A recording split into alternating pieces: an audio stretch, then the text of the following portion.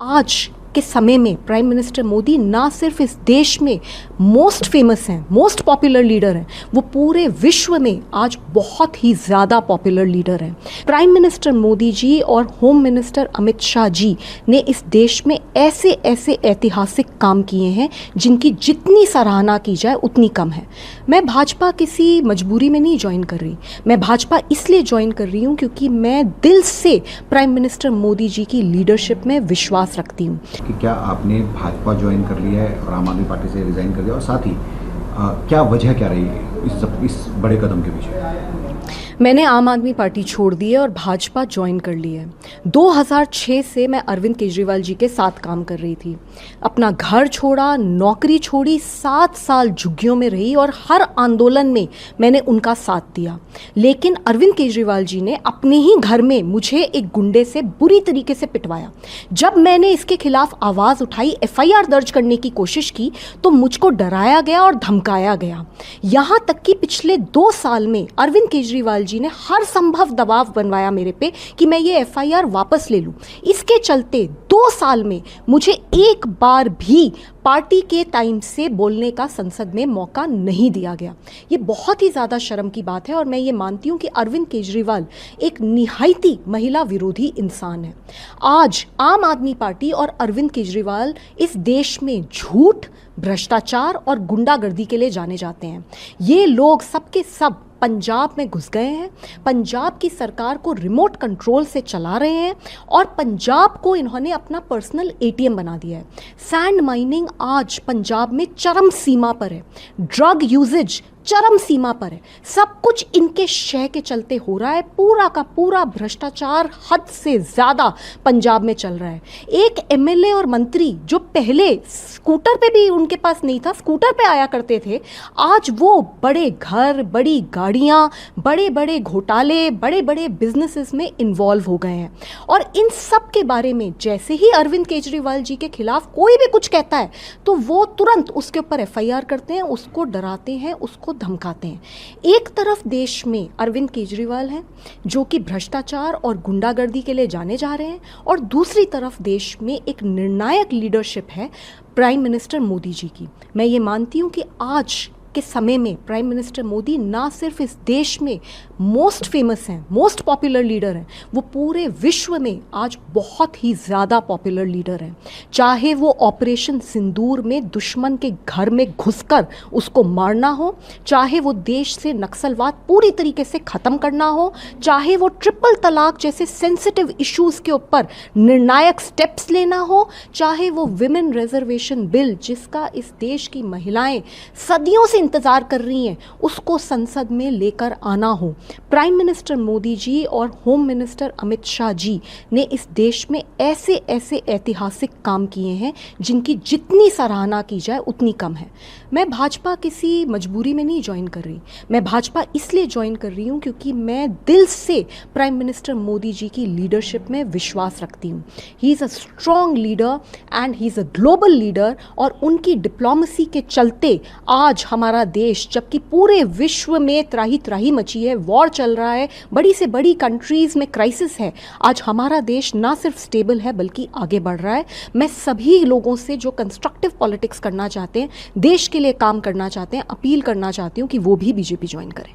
आम आदमी पार्टी के नेताओं की तरफ से ये आरोप लगाए गए कि पहले आप बीजेपी को क्रिटिसाइज करते थे, अब बीजेपी के साथ पार्टी में ज्वाइन कर रहे हैं। उस पर सवाल वो लोग खड़े कर रहे हैं कि आखिर क्या ऐसी वजह रही, क्या फिर एजेंसी से डर गए, ED का नाम लिया उन्होंने, CBI का नाम लिया कि इस वजह से ये लोग डर के कर रहे हैं, या कोई लोग डर के कर रहे हैं या घबरा के कर रहे हैं, तो क्या कहेंगे आप इस पर इन आरोपों में?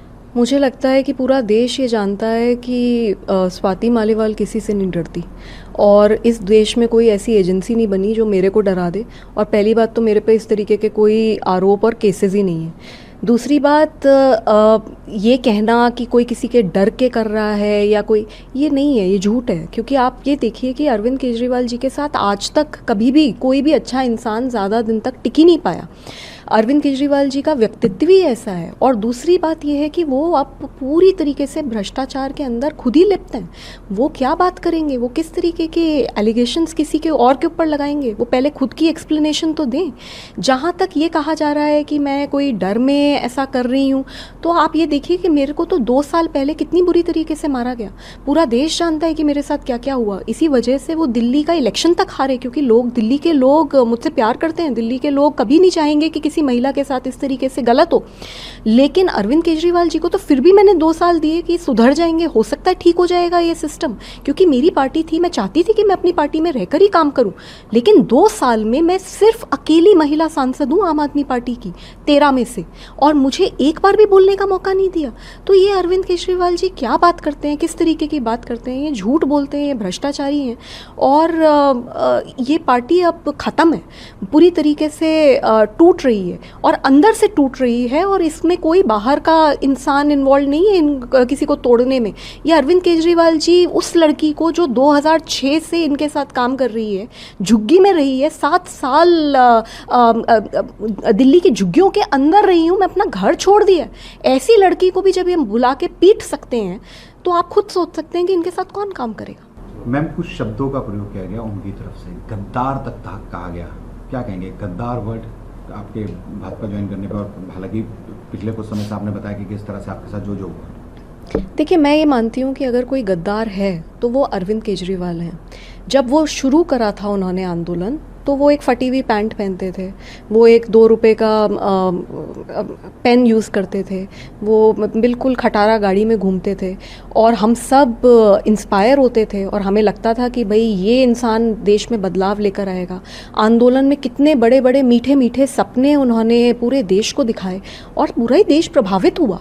लेकिन उन्होंने क्या करा, जैसे ही उनके पास सत्ता आई, उन्होंने 100 करोड़ का अपना घर बना लिया, उसमें बार बना लिया, उसके अंदर करोड़ों के कारपेट लगा दिए, फ्रिज भी उनका लाखों का करोड़ों का है, उनके सोफे में कितनी अय्याशी है। और जब दिल्ली के लोगों ने उन्हें हरा दिया, तो उसके बाद अब वो पंजाब पहुंच गए हैं, पंजाब को एटीएम की तरह इस्तेमाल कर रहे हैं। जिस आदमी से उन्होंने मुझे पिटवाया, उसको Z+ सिक्योरिटी दी उन्होंने, वो आज भगवंत मान का चीफ एडवाइज़र बनाया हुआ है। वो बड़ा घर, बड़ा घोड़ा, बड़ा गाड़ी, वो सब उनको मिल रही है। और आजकल अरविंद केजरीवाल जी क्या बोलते हुए नज़र आते हैं कि मुझे ये घर चाहिए, मुझे ये गाड़ी चाहिए। उनका काफिला निकलता है, जो इंसान VIP प्रोटोकॉल के खिलाफ बात करता था, वो जब उनका काफिला निकलता है तो 50 गाड़ियाँ तो हम ही गिन रहे होते हैं, 50 गाड़ियों से ऊपर जाता है। तो गद्दारी क्या होती है? गद्दारी अपने मूल सिद्धांतों के खिलाफ काम करने को मैं गद्दारी कहती हूँ, और अरविंद केजरीवाल जी से बड़ा गद्दार नहीं है। उनकी तरफ से, आम आदमी पार्टी की तरफ से ये भी कहा गया कि आप सब लोगों को सब कुछ आम आदमी पार्टी की तरफ से दिया गया। जैसे आपके बारे में कहा गया कि जैसे DCW अध्यक्ष बनाया गया, फिर राज्यसभा सांसद बनाया गया, और उसके बाद मौका मिलने पर इन लोगों ने धोखा दे दिया, धक्का दे दिया। तो क्या कहेंगे आप इस पर? सर, इस देश में 2006 में अरविंद केजरीवाल जी को कौन जानता था? 2012 में पार्टी बनी है। ये बहुत सारे लोग जो आए वो 2012 के बाद के आए हुए हैं। 2011 में आंदोलन हुआ, उस समय भी कुछ लोग जुड़े। 2006 में सिर्फ 5 लोग थे, उनमें से एक थी मैं। मैंने अपना घर छोड़ा, नौकरी छोड़ी। I was young, I could have done various other things. I started living in a slum. 7 साल झुग्गियों में रही हूँ और अपना खून पसीना बहाया है इस पूरे कॉज के लिए। तो बाकी किसी के लिए अगर वो कुछ कहते हैं, मैं उस पर नहीं जाना चाहती, लेकिन मेरे लिए कैसे कह सकते हैं? जब उन्हें कोई नहीं जानता था, मैं तब से साथ हूँ।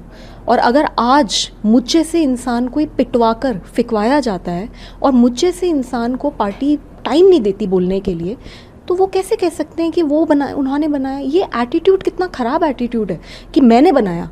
अरे आप होते कौन हो बनाने वाले? अगर कोई है जो किसी को बनाता है, वो है भगवान। तो भगवान से डरना चाहिए। ये बातें बोलना कि हमने बनाया, अरे कोई किसी को नहीं बनाता। और 2006 में अगर मैं नहीं होती इनके साथ और जो 3-4 लोग थे वो नहीं होते इनके साथ, तो क्या ये बन जाते? अंत तक हम लड़े हैं। मेरी पिटाई के बावजूद मैंने 2 साल पार्टी को देने की कोशिश करी कि हो सकता है मैं इसे सुधार सकूं, लेकिन नहीं सुधर रहे।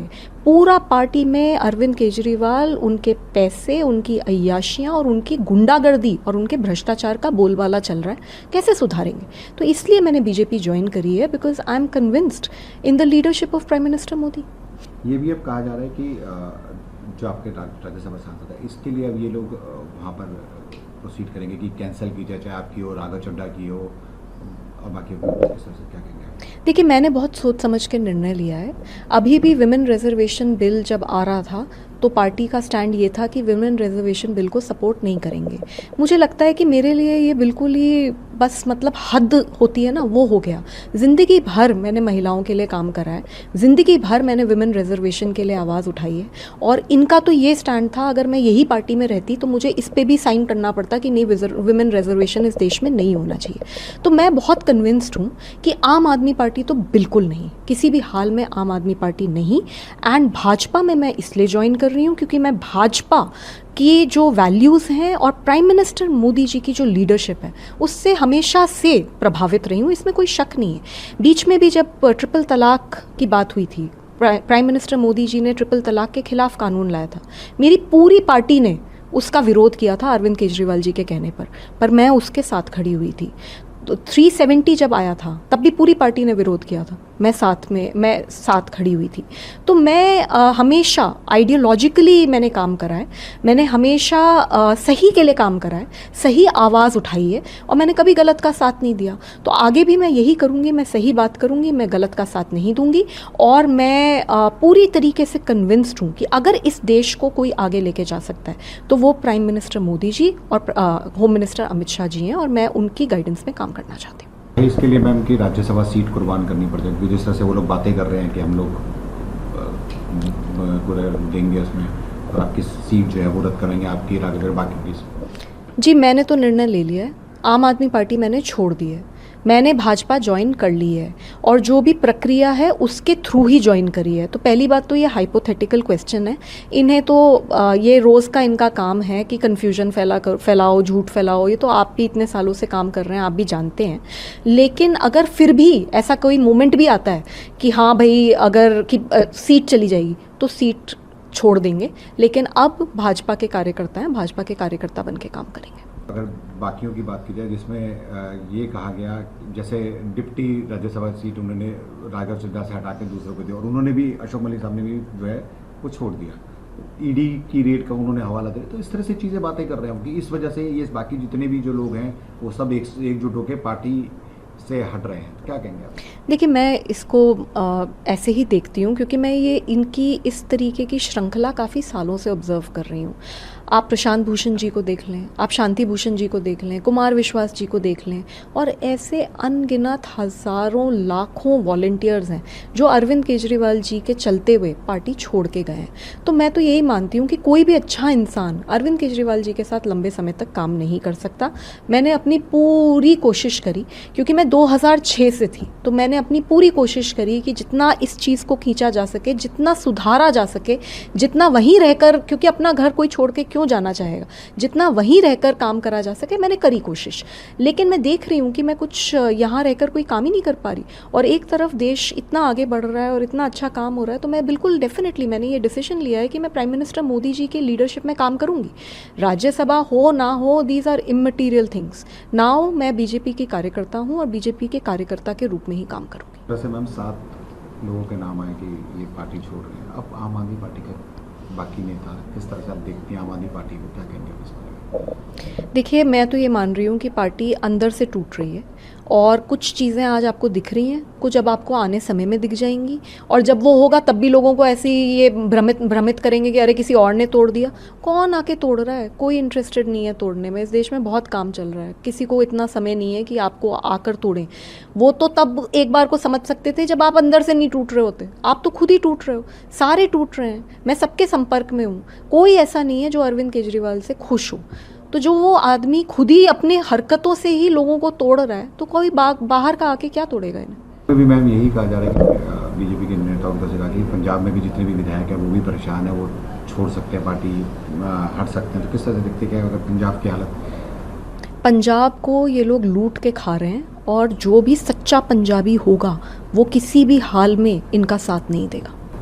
मैम आज एक परवेज़ वर्मा जी ने कुछ फ़ोटोज़ दिखाई जिसमें ये कहा शीश महल 2, यानी कि जो दूसरे घर में शिफ्ट हुए हैं उसकी भी आलीशान तरीके से वो जहाँ पे केजरीवाल जी हैं, तो उस पर क्या कहेंगे आप? शीश महल 1 फिर शीश महल 2 किस तरह? देखिए, एक तरफ ये लोग ये आरोप लगा रहे हैं कि देखिए हमने कोई गद्दारी कर दी, हम तो छोड़ के भाग गए, और दूसरी तरफ खुद ही देखिए कि ये क्या काम कर रहे हैं। क्या ये काम करने राजनीति में आए हैं कि हमें एक शीश महल 1 कर लिया, फिर शीश महल 2 इन्होंने चंडीगढ़ में बना दिया, अब ये शीश महल 3 यहाँ पे बना रहे हैं।